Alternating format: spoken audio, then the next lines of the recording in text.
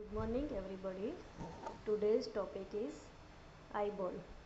So content of this orbit, you see these are the slide of this orbit.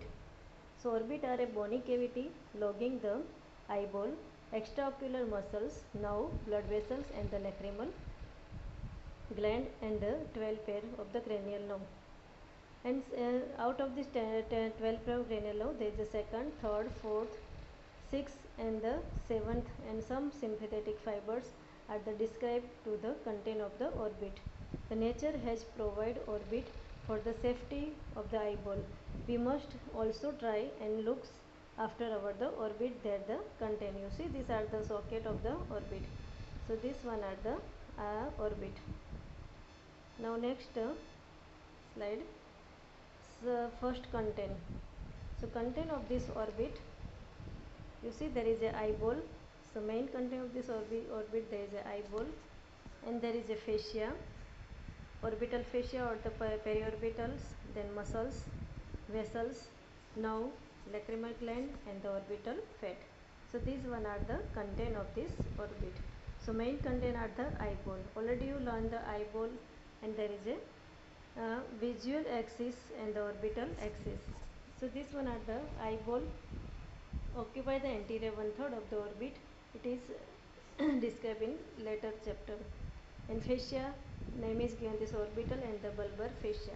So this one are the orbital or the bulbar fascia. And the muscles, there is extraocular and intraocular muscles. Name is given this muscles. So this one are the content of this orbit. Muscles में both आते हैं, extraocular and intraocular. Vessels, there is a ophthalmic artery, superior and inferior ophthalmic vein and the superior and inferior ophthalmic vein. And there is a nerves, optic, oculomotor, trochlear and the abducent branch of this ophthalmic and the maxillary nerve and the sympathetic nerve and lacrimal gland. So this one are the content of this orbit and orbital fat. First axis. So visual axis and the orbital axis, you see in this diagram there is a visual axis and orbital axis. First diagram is indicate the axis passing through the center of the anterior and the posterior poles of the eyeball is known as the visual axis. Anterior posterior eyeball, this one name is given this visual axis and is known as the visual axis. It measure 20 to 25. With orbital axis lies passing through the optic canal. You see this second diagram, it indicates the orbital axis. It passes through the optic canal and center of the base of optic, opening on the face. So this one are the both axis, visual axis and orbital axis. Now you see this diagram, it indicates the axis. So there is a visual axis through the center of this cornea and the fovea. From the cranial nerve in name is given this visual axis. Now orbital fascia or the periorbits. So orbital fascia form the periosteum. Here you can see this diagram, there is a orbital fascia is indicate green line inside the orbit. So it is the form the periosteum of the bony orbit due to the loose connection to the bone. It can be easily stripped posteriorly. It is continuous with the dura mater and with the seat of the optic nerve. Anteriorly, it continues with the periosteum lining the bones around the orbital margin. So this diagram is indicate the orbital fascia or the periorbital. There is a gap in the periorbital over the interior in orbital fissure. So here you can see there is a gap. So this name is given this fissure. So there gap in the periorbital over the inferior orbital fissure. This gap is bridged by the connective tissue with some smooth muscles fiber in it. This fiber constitute the orbitalis muscles. So here you can see this diagram, there is a orbitalis muscles. Now muscles, there is a two type, extraocular and the intraocular, the voluntary muscles and involuntary muscles. So this name is given this orbital muscles. First voluntary muscles, there is a four recti muscles, superior rectus, inferior rectus, medial rectus and lateral rectus. These one are the voluntary muscles. And two oblique muscles, there is a superior oblique muscle and inferior oblique muscles. And there is a levator palpebrae superior. Elevate the superior eyelid. So this one are the voluntary muscles. Now involuntary muscles, there is a superior tarsal muscles in the deeper portion of the levator palpebrae superior. It is inserted on the upper margin of the superior tarsus. It elevates the upper eyelid. So this one are the two type of these extraocular muscles, voluntary and involuntary. Now second, facial sheet or the eyeball, bulbar fascia. So facial sheet also name is given this eyeball, facial sheet of the eyeball or the bulbar fascia. So tenon capsule form a thin loose membranous sheet around the eyeball extending from the optic nerve to the sclerocorneal junction or the limbus. It is separated from the sclera by the episcleral space, which is traversed by the delicate fibrous band. The eyeball can freely move within the sheet. The sheet is pierced by the tendon of these various extraocular muscles, ciliary vessels, and the nerve around the extremes of the optic nerve. The sheet gives off a number of these expansions. A tubular sheet covers each of the orbital muscles. Medial check ligament is the strong triangular expansion from the sheet of the medial rectus muscles. And third one, there is a lateral cheek ligament. So lateral cheek ligament is strong triangular expansion from the sheet of the lateral rectus muscles. It is attached to the zygomatic bone. So this one are the facial sheet. So now facial sheet के बाद आएगा extraocular muscles. The facial sheet में जो lower part of the tenon capsule is thick and the name is the suspensory ligament of the eye and the suspensory ligament of the lookwood. It expands in the center and the narrow as its extremity and it is slug like a homologue below the eyeball. It is inferior rectus and the inferior oblique muscles with the medial and the lateral cheek ligament. So here there is a content of this orbit. Now also there is a muscles, extraocular muscles, voluntary and involuntary extraocular muscles. जो voluntary extraocular muscles है, they are the four recti muscles. Involuntary muscles है, inferior tarsal muscles, orbitalis muscles, inferior orbital fissure, and first there is the superior tarsal muscles. So this one are the voluntary muscles, involuntary muscles. Now first voluntary muscles. So common origin of this voluntary muscles, there is a annular tendon or the genial or the gene. So origin of this voluntary muscles, there is a four recti arise from the common annular tendon or the tendinous ring of the gene. Here you can see this diagram, there is a round shape, this one are the tendinous ring of the gene. Ring is attached to the middle part of the supraorbital fissure. The lateral rectus has a additional small tendinous head which arise from the orbital surface of the greater wing of the sphenoid bone, and the lateral to the tendinous ring through the gap between the two head of this abducent nerve pierce the two head of the abducent nerve pierce. The superior oblique arise from this under surface of the lesser wing of the sphenoid and the superior medial to the optic canal. So this one are the origin of this four recti muscles. And the inferior oblique muscles arise from the orbital surface of the maxilla lateral to the lacrimal groove. The muscle is situated near the anterior margin of the orbit. The levator palpebrae superior arise from the orbital surface of the lesser wing of the sphenoid bone and anterior superior to the optic canal and to the origin of the superior recti muscles. Now insertion. So this one here there is a inferior oblique muscles. Inferior oblique muscles is arise from the orbital surface of this maxillar lateral to the lacrimal groove and the muscles is situated near the anterior margin of the orbit. Now insertion of these muscles. So insertion four recti are inserted. Here you can see this diagram. Four recti inserted into the sclera. So sclera में उसका insertion है a little posterior to the limbus, limbus के पीछे, and this limbus or also called the corneoscleral junction. The average distance of the insertion of the cornea at the superior 7.7 mm, inferior 6.5 mm, medial 5.5 mm, and lateral 6.9 mm. So this one are the insertion of these four recti muscles. The tendon of these superior oblique muscles pass through the fibrocartilaginous pulley attachment to the trochlear fascia of this frontal bones, and the tendon then pass laterally downward and the backward below the superior rectus. It is inserted into the sclera behind the equator of this eyeball between the superior rectus of the between the superior rectus and rectus of the lateral rectus. The inferior oblique is fleshy throughout.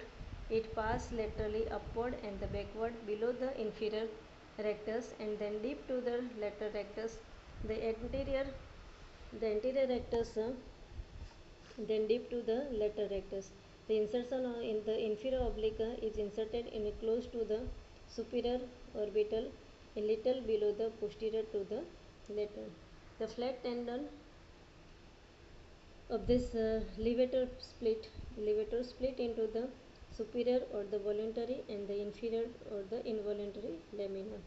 Superior lamina is levator is inserted into the anterior surface of the superior tarsus and into the skin of the upper eyelid. The inferior lamina or the smooth part is inserted into the upper margin of the superior tarsus and into the superior conjunctival part. So this one are the insertion of these muscles. Here you can see this insertion of this all muscles. There is a two recti muscles and two oblique muscles, superior oblique and inferior oblique muscles. And here there is insertion of this levator palpebrae superior. So origin and insertion of this levator palpebrae superior. Now nerve supply. So nerve supply, you can remember these small numericals. There is SO4, LR6, and rest of these are the third or the oculomotor nerve. Rest of these three. SO4 का मतलब है superior oblique muscle supplied by this fourth cranial nerve or the trochlear nerve. So name is given this SO4. And the lateral rectus is supplied by this fourth cranial LR6, sixth cranial nerve or the abducens nerve. And the remaining five extraocular muscles, superior oblique, inferior oblique, medial rectus and inferior oblique, and the part of this levator palpebrae superior are all supplied by this third cranial nerve or the oculomotor nerve. So this one are the nerve supply of this recti muscles. Here you can see this four recti muscles and two oblique muscles, superior oblique and inferior oblique, and its nerve supply related to the SO4, LR6, and rest of these three of the oculomotor nerve. Now elevation, action. So action of this muscle, the movement of this eyeball are as follow. Around the transverse axis there is a upward rotation or the elevation. So you see this transverse axis. So this transverse axis there is a upward rotation or the elevation. So name is given this elevation. So elevation or the upward rotation within this transverse axis, and downward rotation or the depression. So here there is a elevation and depression. At depression, here it also depression occur at this 33 degree on the transverse axis. So this one are the two axis, elevation and depression in around the transverse axis. Now fourth action are the adduction and the adductor or the medial rotator. So adductor जो है they are around the vertical axis. Here you can see this axis are indicate the vertical axis. So here there is a medial rotation, also name is given this adduction at the 50 degree, and lateral rotation or the abduction. This axis are the lateral rotation or the abduction around the 50 degree. So around the anterior posterior axis there is a intorsion and extorsion. So this axis are the anterior posterior axis, name is given this intorsion, and this one are the extorsion. The rotatory movement of this eyeball upward, downward, medially and laterally are defined in the term of the direction of the movement of the center of the pupils. The torsion and the define the term of the direction of the movement of this upper margin of the pupils. The movement given above can take place in the various combinations. So action of the individual muscles. First you can see this one are the small diagram for remember. You can easily remember the single or the pure movement are produced by the combination of the action of this muscle. Similar action get added together with opposite actions cancel each other. So upward rotation or the elevation by the superior recti and inferior recti. So this one are the arrow is indicate upward by the superior rectus and inferior rectus. Downward rotation or the depression arrow is indicate downward. So here there is a two muscles, medial rectus and superior rectus and inferior rectus. Superior rectus and superior rectus and superior oblique muscles. So downward rotation or the depression by the inferior rectus and superior oblique. Inferior rectus and superior oblique. Medial rotation or adduction by the medial rectus and the superior rectus. And the inferior rectus, so this one are the medial rotation.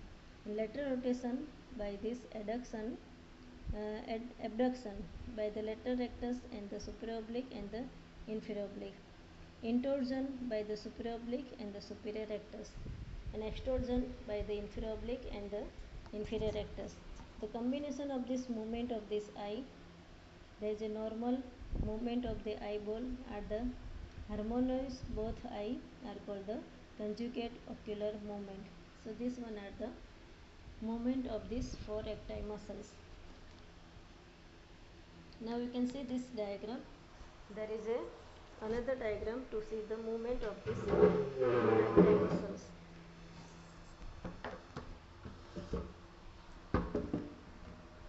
So this one are the movement of these four recti muscles.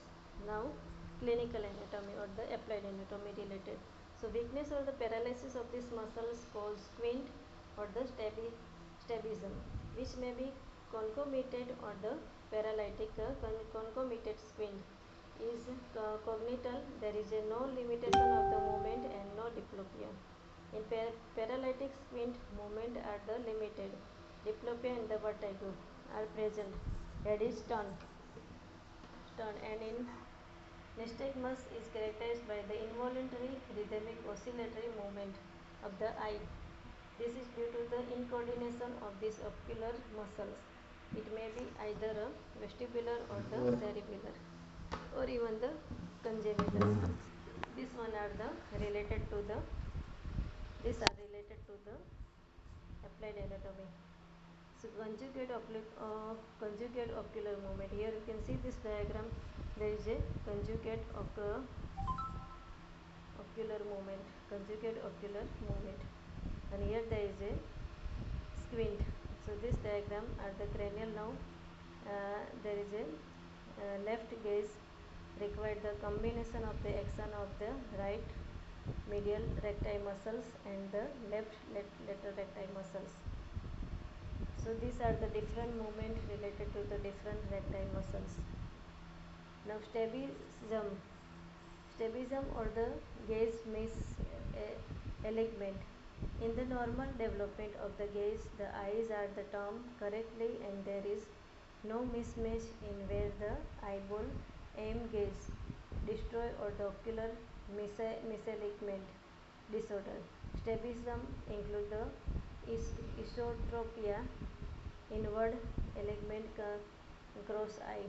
The exotropia means hypertrophia or the high aim eye or the vertical strabism, or the hypotrophia, low aim eye.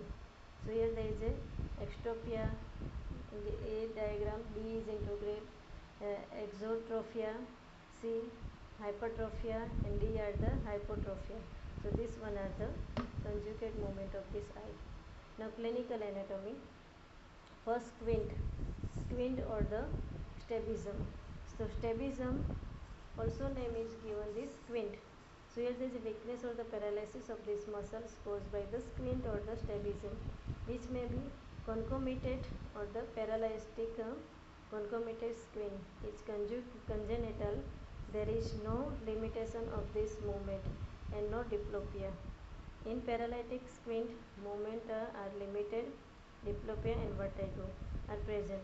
Head is turned in direction of the function of the paralyzed muscles, and there is a false orientation of the field of the vision. Second, concomitant congenital paralytic nystagmus. Nystagmus is characterized by the involuntary rhythmical oscillatory movement of the eye. This is due to the incoordination of the ocular muscles. It may be either a vestibular or the cerebellar or even the congenital. So this one are the now child with the squint. Here you can see this diagram, there is a squint or the strabism. So this one are the abnormal oscillatory movement.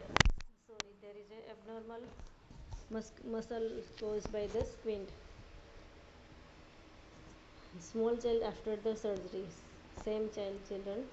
Now the blood supply. So blood supply of this eyeball, here there is a ophthalmic artery.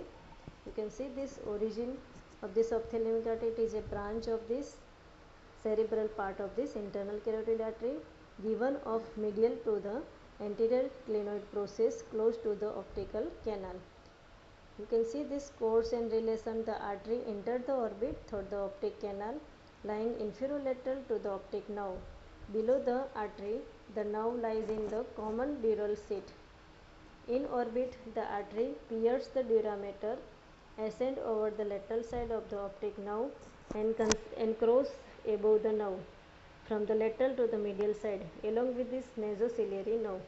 It then runs forward along the medial wall of the orbit between the superior oblique and the medial recti muscles and parallel to the nasociliary nerve. It terminates near the medial angle of the eye by dividing into the supratrochlear and the dorsal nasal branch. Now the branches of the ophthalmic artery. So while still within the dura seat, the ophthalmic artery gives of the central artery of the retina. This one are the end artery. After piercing the durameter, it gives of a large lacrimal branch that runs along the lateral wall of this orbit. The main artery runs toward the medial wall of the orbit, giving of the number of these branches. The various branches are described. There is a central artery of this retina. First branch are the central artery of this retina. So it is first and the most important branch of the ophthalmic artery.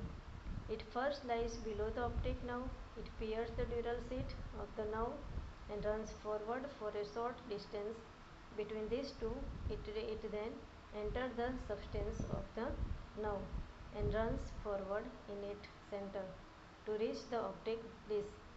Here it divides into the branch that supply the retina. The central artery of this retina is the end artery. It does not have an effective anastomosis with other artery. Occlusion of this artery result in blindness. The intraocular part of this artery can be seen in the living through the ophthalmoscope. So this one are the course and relation of this central artery of this retina. The second branch is arising from the lacrimal artery. So these branches are given to lacrimal gland. Two zygomatic branch enter the canal in the zygomatic bone. One branch appear on the face for the zygomaticofacial foramen. The other appear on the temporal surface of the bone for the zygomaticotemporal foramen. Lateral palpebral branch supply the eyelid. Recurrent marginal branch runs backward to enter the middle cranial fossa for the superior orbital fissure. And muscular branch supply the muscles of this orbit. So branch arising from the main trunk, there is a posterior or the long and short ciliary artery supply the chiefly the choroid or the eye and iris. The eyeball is also supplied for the anterior ciliary branch, which are the supply to the so So supply to the given of the artery, supplying the muscles attached to the eyeball. The supraorbital and the supratrochlear branch supply the skin of the forehead. The anterior and posterior ethmoidal branch enter the foramen in the middle wall of the orbit to supply the ethmoidal air sinus. The medial pulpar branch supply the eyeball. The dorsal nasal branch supply the upper part of this nose. So this one are the branches. So here you can see this diagram, optic nerve, dura, within this dura and pia mater, and there is a anterior ciliary artery, circulus arteriosus major, circulus arteriosus minor, cornea and iris. So this one are the short posterior ciliary artery and long posterior ciliary artery. Now the ophthalmic vein. So ophthalmic vein, there is a superior ophthalmic vein, it accompanies the ophthalmic artery. It lies above the optic nerve. So here you can see this diagram, there is a ophthalmic vein. It receives the tributary corresponding to the branch of this artery passing from the supraorbital fissure and drain into the cavernous sinus.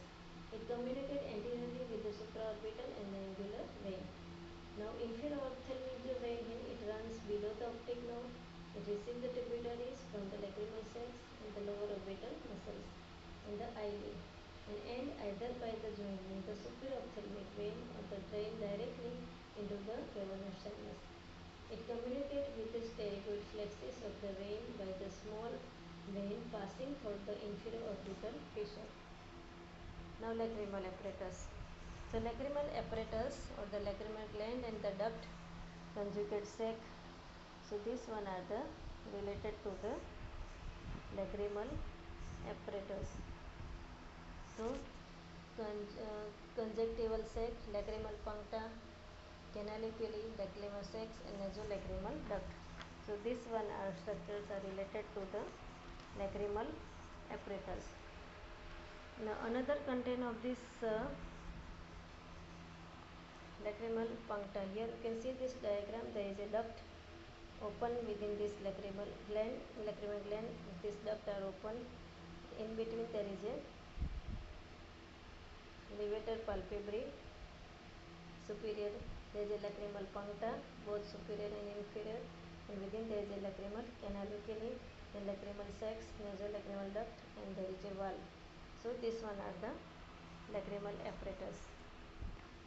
Now here you can see this diagram, there is inferior orbital fissure. So content of this inferior orbital fissures, most medial portion and lateral part. Most medial, first there is a superior ophthalmic vein, lacrimal nerve, and recurrent meningeal branch of the ophthalmic artery, frontal nerve, trochlear nerve, superior division of this oculomotor nerve, nasociliary nerve, abduction nerve, inferior division of this oculomotor nerve, inferior ophthalmic vein. This one are the inferior orbital fissure. And within this optic nerve, there is optic canal, there is optic nerve and ophthalmic artery. So this one are the content of this inferior orbital fissure. Now optic nerve. So optic जो nerve है, here you can see this diagram. There is a nerves of this orbit. First optic nerve, second ciliary ganglion, oculomotor nerve or the trochlear nerve, branch of the ophthalmic and the maxillary division of this trigeminal nerve, abduction nerve, sympathetic nerve. So first optic nerve. So optic nerve is indicate the nerve of this side. So you can indicate the nerve of this side. It is made up of this axon of the cells in the ganglionic layer of this retina. It emerges from the eyeball 3 or the 4 mm nasal to its posterior pole. It runs backward and medially and passes through the optic canal to enter the middle cranial fossa, where it joins the optic chiasma. Nerve is about 4 cm long, out of which 25 mm or the infraorbital, 5 mm intracanalicular and the 10 mm intracranial. The entire nerve is enclosed in 3 meningeal sheaths. The subarachnoid space extends around the nerve up to the eyeball. So this one are the optic nerve. Now which are the relation in the orbit? At the apex of this orbit, the nerve is closely surrounded by the recti muscles. Ciliary ganglion lies between the optic nerve and the lateral rectus. The central artery in the vein of the retina pierces the optic nerve infromedially about 1.25 cm behind the eyeball. The optic nerve is crossed superiorly by the ophthalmic artery, the nasociliary nerve and the superophthalmic vein. The optic nerve is crossed inferiorly by the nerve to the medial rectus. Near the eyeball, the nerve is surrounded by the fat containing the ciliary vessels and nerve. Now the structures. The structures of the optic nerve. These are about 1.2 million of this myelinated fiber in each optic nerve, out of which there is 53% cross in the optic chiasma. The optic nerve is not a nerve in the strict sense, as there is no neurolaminar sheath. It is actually a tract. It cannot regenerate if it is cut. Developmentally, the optic nerve and the retina are a direct prolongation of the brain. So this one are the relation of this optic nerve. Now, second, here you can see this diagram. There is a scheme to show the paracavernous course of this third, fourth and sixth cranial nerve. Third, fourth and sixth cranial nerve. So these are the branch of this ophthalmic division. Fifth one are the branch of this ophthalmic division of this trigeminal nerve. So trigeminal nerve are the frontal and nasociliary and the lacrimal. So branch of the ophthalmic division of this trigeminal nerve, there is a frontal, supraorbital, supratrochlear and the nasociliary branch to the ciliary ganglion 2 to 3 long ciliary nerves, and the lacrimal, there is a lacrimal gland, upper eyelid secretomotor fiber to lacrimal gland. Here you can see this diagram of this optic nerve. Within the structures of this optic tract and optic along with this ophthalmic artery. Now oculomotor nerve. Oculomotor nerve also name is given this third cranial nerve. So third cranial nerve, all the muscles is supplied by this oculomotor nerve. So these are the third cranial nerve. Optic nerve are the second cranial nerve and oculomotor are the third cranial nerve. SO4, LR6, rest of these three muscles are supplied the oculomotor nerve. Rest of these muscles is supplied by this oculomotor nerve. So oculomotor nerve also name is given this third cranial nerve. Superior oblique supply this fourth cranial nerve.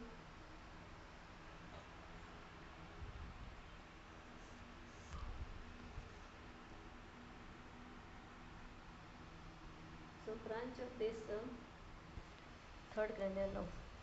So component of this ocular nerve, there is a general somatic efferent movement of the eyeball, general visceral efferent, parasympathetic, contraction of the pupil, accommodation, general somatic efferent, proprioceptive, impulse from the muscles of the eyeball, mesencephalic nucleus of this trigeminal nerve. Clinical anatomy. Complement paralysis, ptosis, lateral squint, loss of this accommodation, diplopia, dilatation of the pupil, proptosis, Weber syndrome, midbrain lesion, contralateral hemiplegia, ipsilateral paralysis of the third cranial nerve, supranuclear paralysis, loss of the conjugate movement of this eyeball. This one are the trochlear nerve or the fourth cranial nerve. So trochlear nerve, it also supplies superior oblique muscles. So here you can see this pathway of this fourth cranial nerve or the trochlear nerve. Now clinical anatomy related to the trochlear nerve, diplopia on looking downward, defective depression of this adducted eye. Because superior oblique is supplied by this fourth cranial nerve. Sixth cranial nerve. SO4 LR6. LR means lateral rectus supply by this abducens nerve. So this abducens nerve is related to the lateral rectus.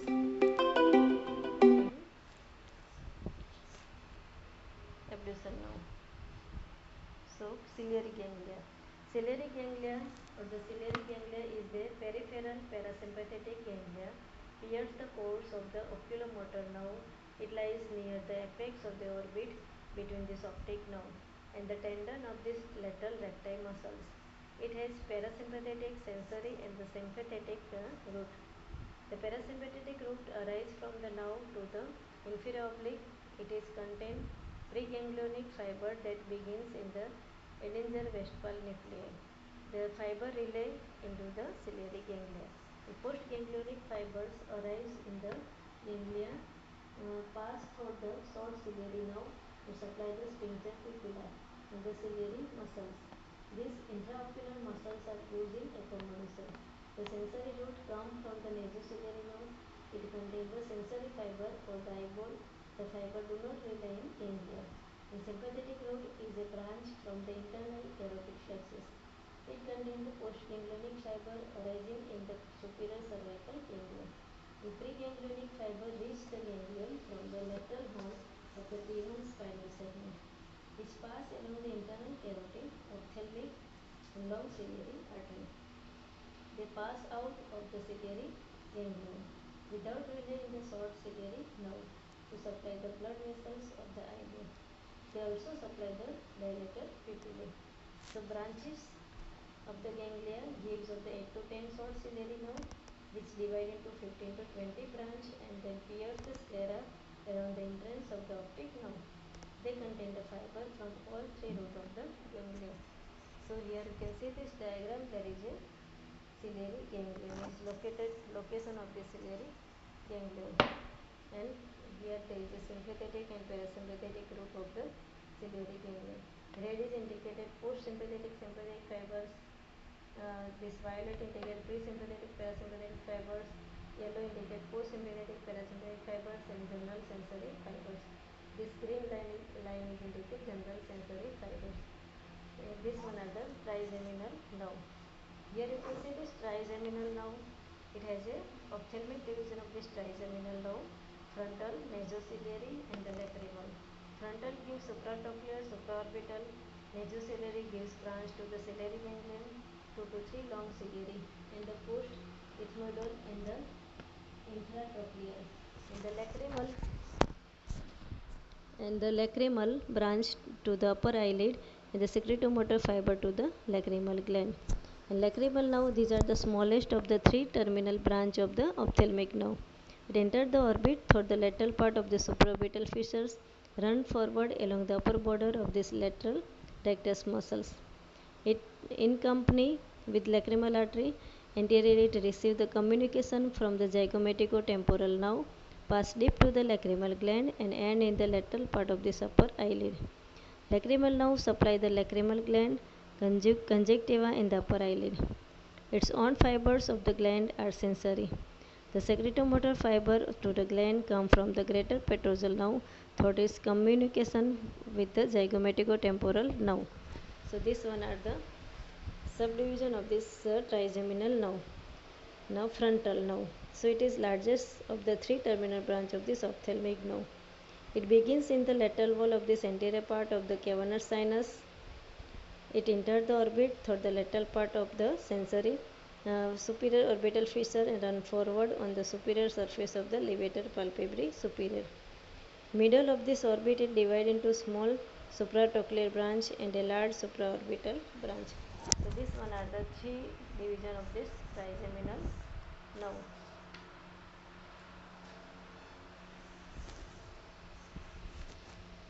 So here there is a complete the class of this all nerve. Nasociliary nerve, it is the also terminal branch of this trigeminal nerve. Okay, thank you.